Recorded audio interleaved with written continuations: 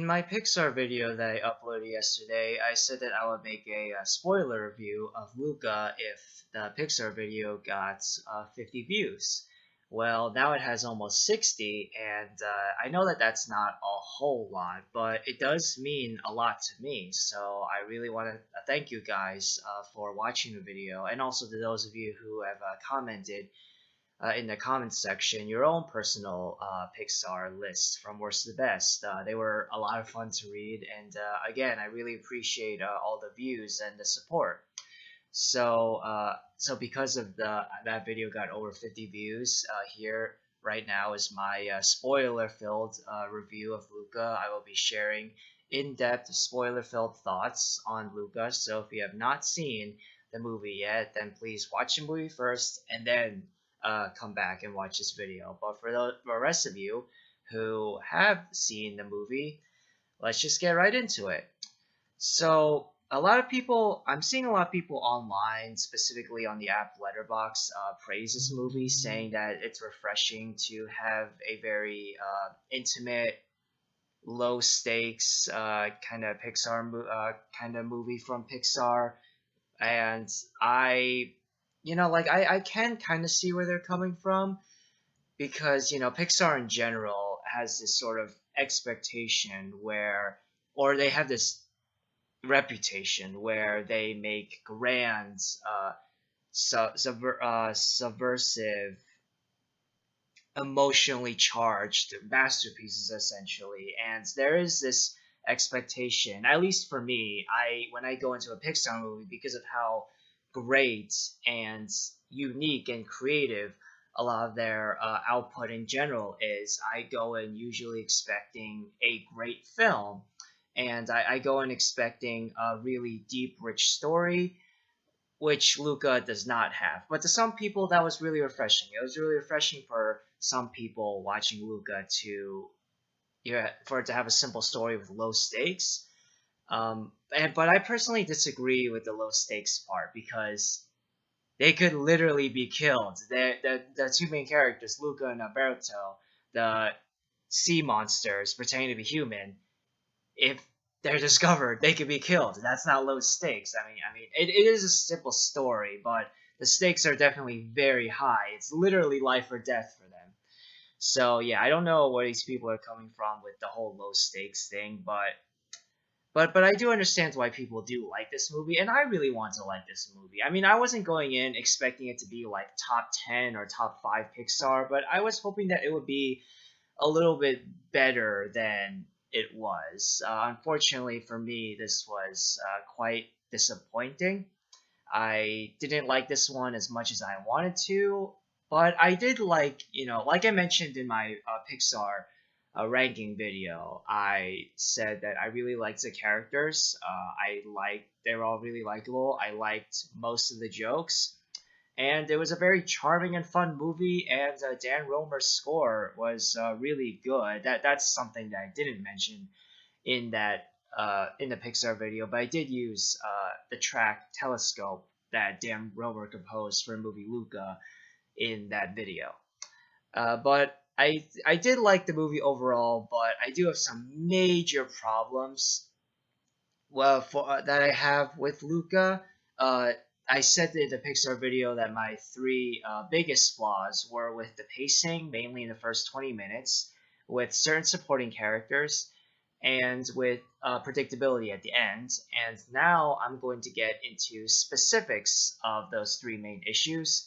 But speaking of those first 20 minutes, the first not even 20 minutes, like the first 10 or even first 5 minutes is all that we get of the underwater sea monster world. For the majority of the movie, we're amongst the humans, and we only get like 5 minutes or not even like 10 minutes of the underwater world. And I wish that we got a little bit more time in the underwater worlds to show both the good of it from the parents' perspective and the bad or mundane of it from Luca's perspective. Because Luca has this, from the beginning it's set up that Luca has this really strong desire to be amongst humans and not go into the deep with his uncle Ugo or Uzo, basically the voice cameo from Sacha Baron Cohen. That was funny. But my main thing, I like Luca's personality, but I don't really understand his character motivations because we barely got enough time. We barely spent enough time in the underwater world and so much time in the human world that I can't see why like Luca would want to leave the underwater world for the human world. And but even then, like we got so much. I keep saying we got spent so much time in the human world. We spent so much time in this one town, but like the human world, like the world in general, is so much more than just this one town. And I guess to some people, they liked that very intimate, small setting and all that. And I'm not saying I want this grand, uh, around the world kind of around the world in 80 days kind of adventure. I'm not saying I wanted to span over. I'm not saying that I want the movie to take place in like all these different towns and countries and all that. I'm fine with it taking place in one town, but I guess I have more so of a problem with the fact that we barely got enough of the underwater world. And when the parents were saying that they want Luca to live with the uncle in the deep, deep underwater world, I wish that we got a a quick cutaway shot to the underwater world being so boring or drab or disgusting, as a not just to have a funny moment, but also to show why Luca would really not want to live there. And I wish that I actually wish that the movie it started right away with Luca being curious about the above the water, the human world. And I wish that Luca didn't have that curiosity at first. I wish the movie opens with maybe him spending some time in the underwater world and actually enjoying it, but then he discovers, like the clock underwater or, basically just human stuff underwater and being intrigued and wanting to go up.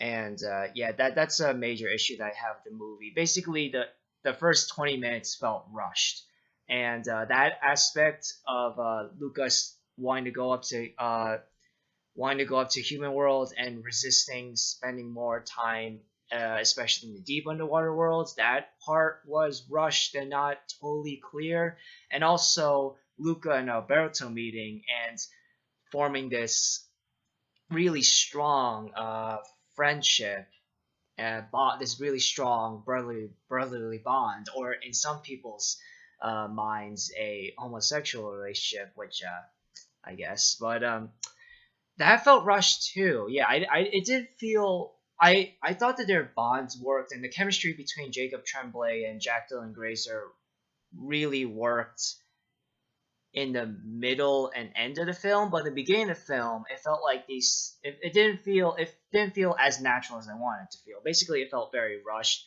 I do really like both these characters, but that pairing them together didn't feel quite natural at first. It felt like their friendship formed a little bit too quickly, just over the course of a montage. And that scene where Alberto is teaching Luca how to walk was cute, but it's just one scene. Like I need a little bit more than that.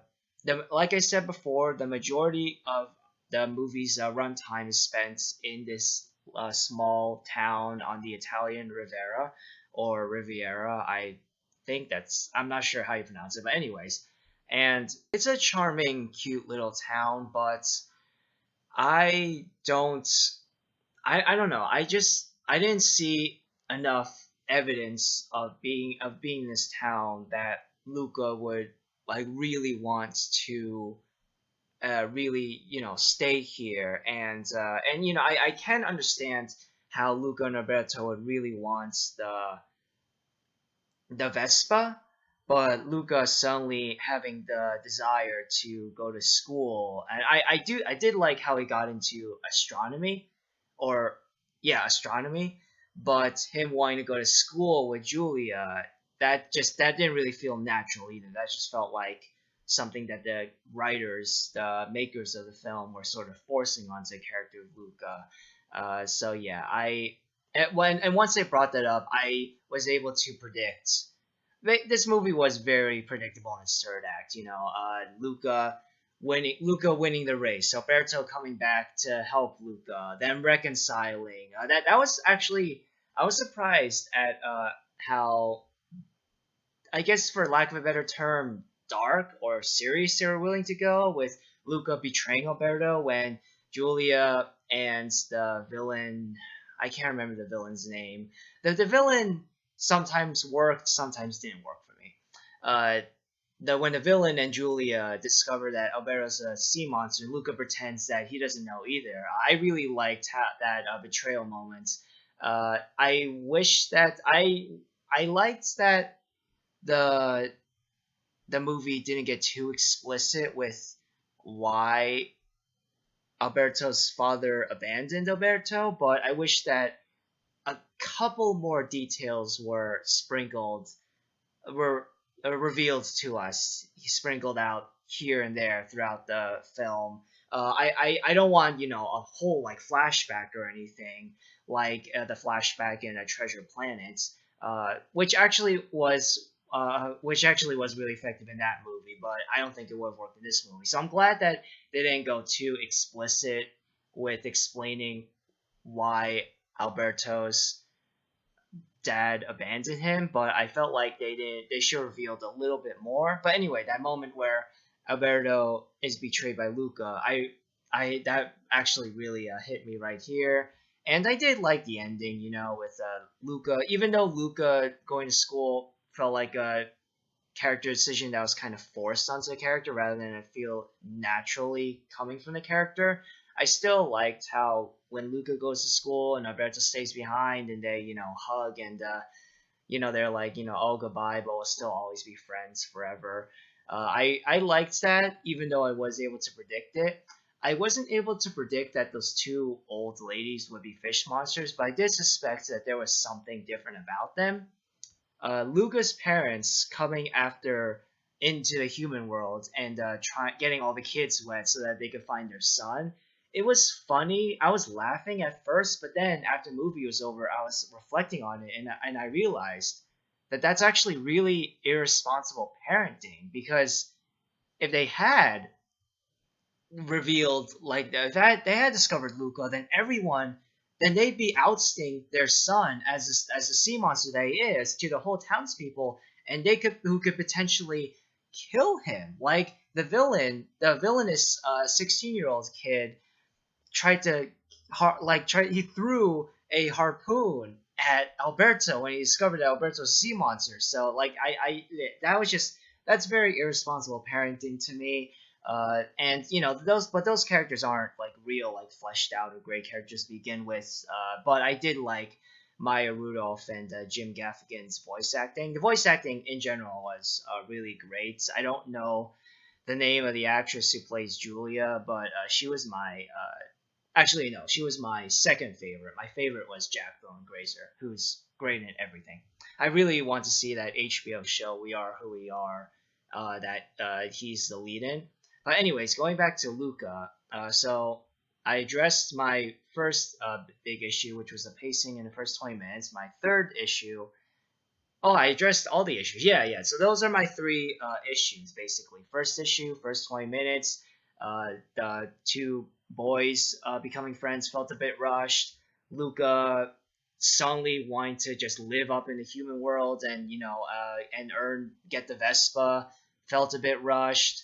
The second big issue that I have, the supporting characters, those supporting characters were the parents. And the third issue that I had was predictable at the end. There were many moments at the end as I was able to predict. I was able to predict that the dad would come to the defense of the against the townspeople. He would defend Luca and Roberto when they started ganging up on Luca and Roberto.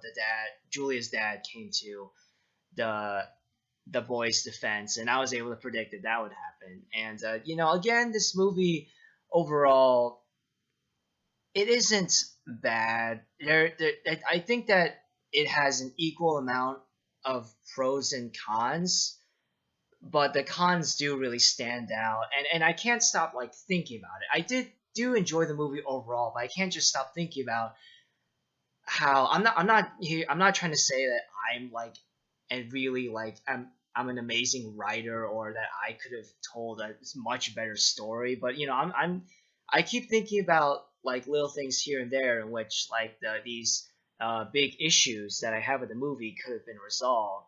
And like I'm not trying to say that anyone who made Luca did a bad job or it's a bad movie. No, no, I'm not saying that at all. It just I did have maybe my expectations were a little bit too high because this is Pixar after all. But and maybe I should have gone in not expecting. I mean, I was again like I said before, I wasn't expecting like top 10 Pixar movie, but I was expecting something that would really grip me emotionally and engage me, and it didn't always grip me emotionally, and my attention was always on the movie, but actually that's probably not such a great thing because I was also able to notice all these major flaws I have with this movie. But if I'm not trying to discourage anyone from seeing the movie, and I'm not saying that if you like the movie then you're wrong. No, no, I'm not saying that. I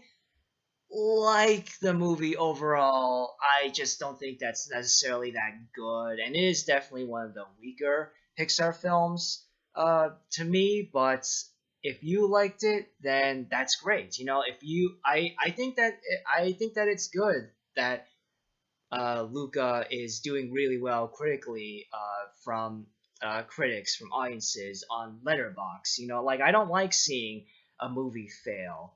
I'm glad that a lot of people out there like Luca and that they appreciated the intimacy of it and how it's not this like grand, emotionally charged masterpiece. And I wasn't fully expecting that either, but I did was expecting it to be a little bit more emotionally engaging than it was for me personally. I would give it a 6 out of 10. For me, it's a weaker of the Pixar movies, as you can tell on my Pixar video. It was in my bottom 10 Pixar movies, but it's not bad. Like I will acknowledge though that the Pixar name did definitely raised my expectations a lot. And if Luca was from a studio like DreamWorks or Illumination, who made the Despicable Me movies, then I think that my opinion on this movie, I would still not really, love it. I probably wouldn't.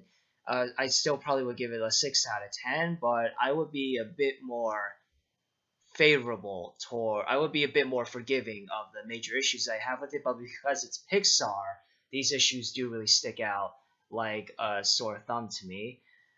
So yeah, and as you can, I usually wear my glasses, but as you guys can tell from previous videos, but they cause like such a glare. So yeah, see, so I decided not to wear them for this video, and I want to thank you so much again for supporting my Pixar video and for watching this review. Please let me know what you guys thought of Luca down in the comment section below.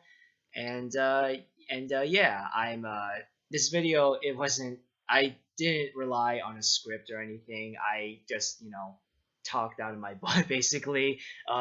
Basically just sharing thoughts that I remember from seeing Luca the first time. Who knows, maybe seeing Luca again for a second or third time, maybe my opinion will change, because my opinion did change drastically for some of the Pixar movies like Incredibles 2, Brave, Onward, and Toy Story 2. My opinions did change quite a bit towards those movies when rewatching them. So I hope that Luke will get better for me the next time I see it, but I probably will still have the same issues. But again, thank you. Really looking forward to seeing you guys next time. Bye.